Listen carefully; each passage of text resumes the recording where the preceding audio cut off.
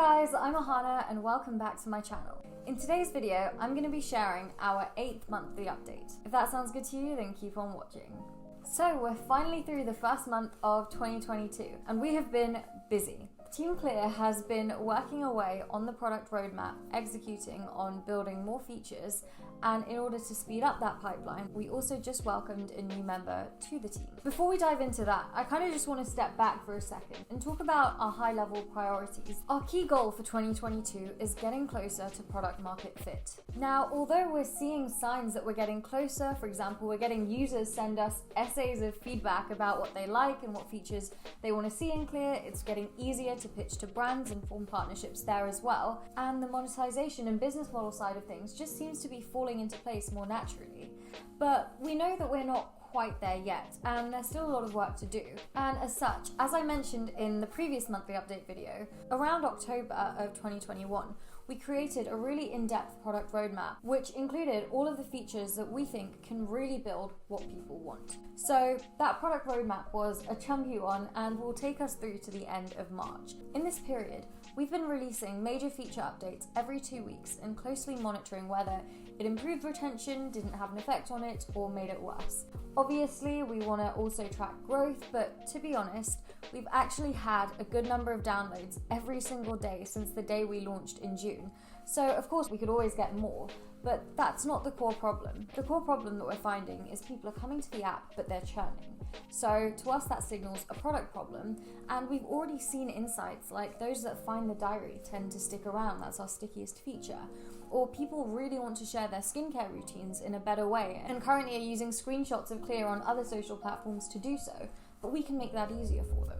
So these are the kinds of things that we're implementing into the product roadmap. And as always, please do check out the app itself and give us feedback if there's features that you'd like to see. You can actually track the updates and changes if you go to your profile and settings. We have an updates page and you can see feature by feature what we've been adding over the past couple of weeks. So given that product and releasing these features is the key priority, at least until March, it's crucial that we're able to meet this release schedule and kind of maintain that cadence on the tech side of things. So as I mentioned earlier, we welcomed a new team member to the Clear team. Charles has joined us full time. He's actually based in Korea. So now our tech stand-ups actually happen at 10:30 p.m. for me and Ben, as that's the morning for Charles in Korea and that's the afternoon for Rui in Canada. At the time of filming this video, Charles has been on the team for less than a week. He's already working on features and improving our CI/CD pipelines, which is kind of a cool place to be at because we've just been so focused on shipping features and building something that people want.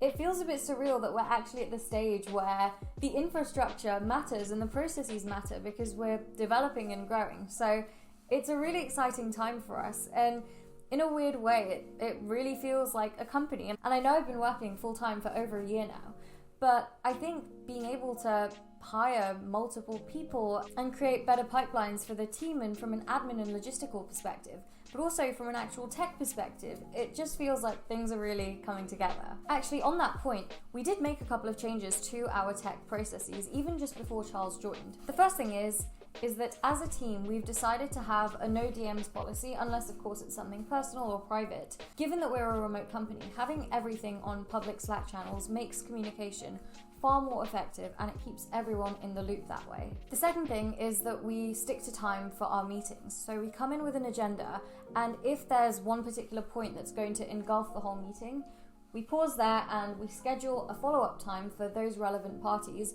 to join in that conversation, as what we found is that sometimes people were in really long meetings that they specifically didn't need to be, and it's just a waste of time, right? There's only so many hours in a day, and at the stage that we're at, every single hour counts. Given that really all of the asynchronous communication is now publicly shared because it's on the public Slack channels, even if you're not in the meeting, you can still have a gist of what other people are working on. And the third change we made for our tech processes is that if someone is stuck on the same problem for more than 15 minutes, just drop a message in the Slack. Something that I really saw happening in our team is that people would spend way too long on the same problem that if they just spoke to someone else on the team about, they would fix and be able to move on far more quickly. And so even if they drop a message in the Slack and no one can help them, it's a good practice to get into, and if they resolve it 5 minutes later, fantastic, share that on the Slack with everyone. But this way, we've actually been able to help each other more effectively and speed up the overall pipelines and stick to our release schedule. As I mentioned, it's getting easier to strike deals with the skincare brands and retailers. It's also super exciting seeing the types of partnerships that we can build in the future from a data perspective and actually making the skincare industry more innovative. This month in particular, I had conversations with some of the really big beauty companies, and what I learned is that as a startup, we're actually very well and uniquely placed to be building what we are. As these big companies, they're great at what they do, they're great at releasing products and traditional marketing forms. But when it comes to understanding people's behaviors and iterating and even just building a platform that people trust because it's not backed by one large company that controls everything, made me feel really optimistic. So something that might look like a disadvantage for us from the outside is actually a huge advantage. And I feel like this month, having those conversations with the much bigger brands really put my own mind at ease. Another piece of news I wanted to share is that we've actually made it to the final of the L'Oreal Beauty Tech for Good competition. That's going to be held in Liverpool in March, so super excited for that. And if we win, we'll get a partnership with L'Oreal, and I think being able to learn more about how they market and how they reach the same sort of audience that we're looking to reach is going to be really helpful in letting more people know if their skincare products are working and finding better recommendations. On the marketing side, I've been really active this month, specifically on TikTok, Instagram, and Twitter. And YouTube, of course. With Twitter, I've actually had a couple of viral tweets, and those have gained me like 700 followers overnight. It's kind of crazy. And I'm still not entirely sure why the tweets that went viral did, because I'm consistently funny. Those tweets weren't special. But in all seriousness, it's actually really been hard for me to pattern match and know what kind of tweets are the ones that go viral.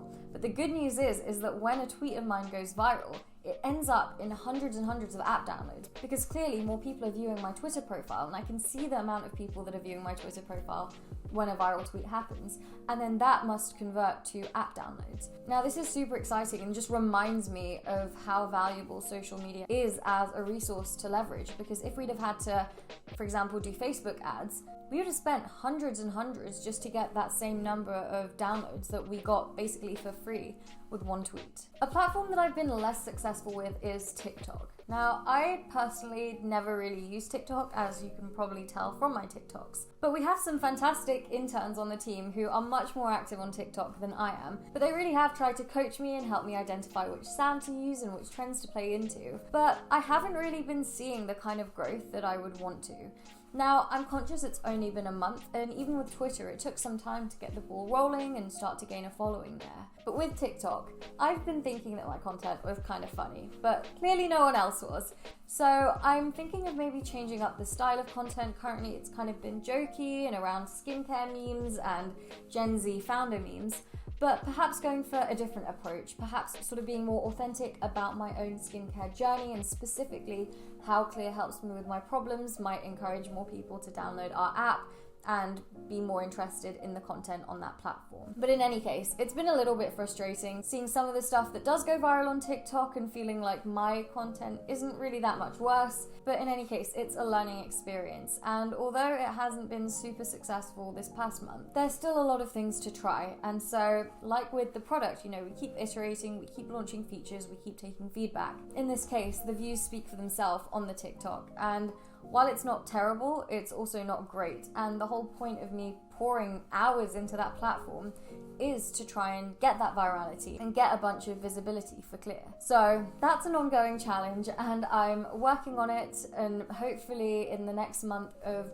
being more experimental with the styles of content, I'll get some better results. While I'm on the topic of TikTok, go follow us at GetClearApp, and then you can decide if my content's entertaining or not, because I think it is, but who knows. Those are really the key updates for this month. I hope you enjoyed this video and have been enjoying really tracking our monthly progress. I think for me personally, this is kind of the part I love most about building a company, is when you can just focus on the company, focus on the metrics, try things, experiment, and just innovate and see what happens. I'm feeling optimistic for the next couple of months, and really until March, the priorities are going to stay fairly similar to what they are now, which is product number one, shipping these features is king, And then beyond that is my business development work and the marketing work I'm doing as well. So that's all for this video. Thank you so much for watching. And if you enjoy my monthly updates, please give this video a like and subscribe to my channel. Alright, that's all for this one. Thanks for watching, and I'll see you in the next one.